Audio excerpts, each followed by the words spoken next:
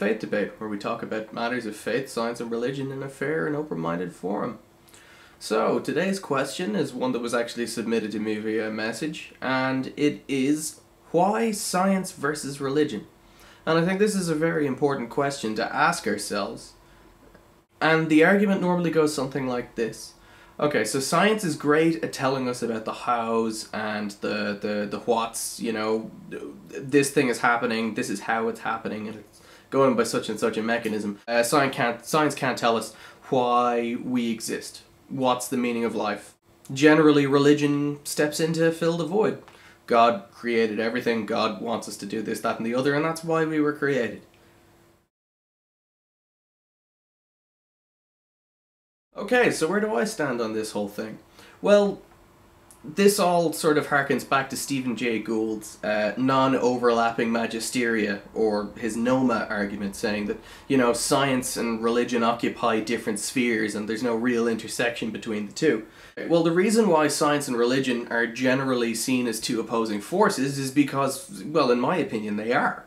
In order to follow the scientific method, you have to assume a materialistic sort of explanation for anything, and not just you have to assume materialistic explanation, but at no point is conviction a reasonable justification for something. Whereas when you're in the religious sort of sphere of things, faith is considered a virtue. Some would say, in spite of evidence, having faith is the biggest virtue. But it's not even as simple as that. Even if you were to assume that religion answers the why questions, which I don't think it does. I don't think you really can get meaning out of that other than sort of hand-waving and saying, okay, well, God did it. You're just sort of fobbing off the responsibility on something without really thinking about it too much. But that's besides the point. The crux of my argument here is that there are generally two ways that people interpret, for instance, the Judeo-Christian Bible. Number one, it's interpreted as a factual document which literally describes the reality of how the universe was created and so on. The people who would generally most fall in. There are generally two ways that people interpret, for instance, the Judeo-Christian Bible. Number one, it's interpreted as a factual document which literally describes the reality of how the universe was created and so on. The people who would generally most fall into this camp would be religious extremists or young earth creationists. The second way to interpret it is, it's sort of allegorical, it's a metaphor for moral teaching and so on. Now, the reason science has to come into play here is because there are events that occur in the Bible that can be factually checked. For instance, at the birth of Christ, the whole nativity scene, there was an empire-wide census that was carried by the governor Quirinius. Every man, woman, child had to go to the city of which they were descended through the male line. And since Joseph was descended from David, they had to go to Bethlehem, which was David's city, town.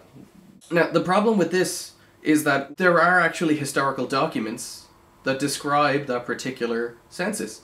That census wasn't a Roman Empire-wide census, it was a local one. And even more to the point, this census occurred several years after King Herod was supposed to have died, or after King Herod historically died, which means that he wouldn't have been alive to kill many Jewish children, which is what led to Jesus, Mary, and Joseph fleeing to Egypt. Now, that is historically verified that that couldn't have happened, according to the Bible's own chronology. And so, the things that are claiming to be factually accurate events that happened in the Bible, according to the Bible, can be scientifically demonstrated to be false.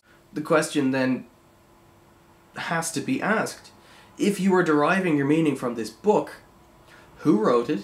What were their motives? How are they getting this information? Let's just say the Bible was divinely inspired, and these people were somehow communicating with God.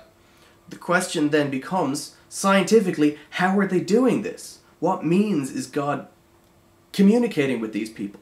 How does it happen? That is a very scientifically interesting question. If God did actually exist, understanding those processes would be almost of paramount importance to the scientific community. I would be so happy if religion just dealt with the whys and science was left to everything else. But more often than not these days, you will see an awful lot of people asking for science to start commenting on the meaning of life and this, that, and the other, In fact, there was an article by Joe Humphreys in the Irish Times about the subject that I actually posted a video response to on another channel. And people are actually looking to religion for guidance on things that happened. You do get young and old earth creationists and people who believe that there is literal fact in the Bible. So where do you stand on the whole issue? Do you think science and religion are necessarily opposed? Do you think that science is just a way of describing the universe as God created it? If you want to join in the debate, please leave a comment in the section down below, or you can leave a message to this channel, or you can leave it to the Facebook group, links in the doobly-doo. I'm Raj, this has been Faith Debate, and I'll see you next time.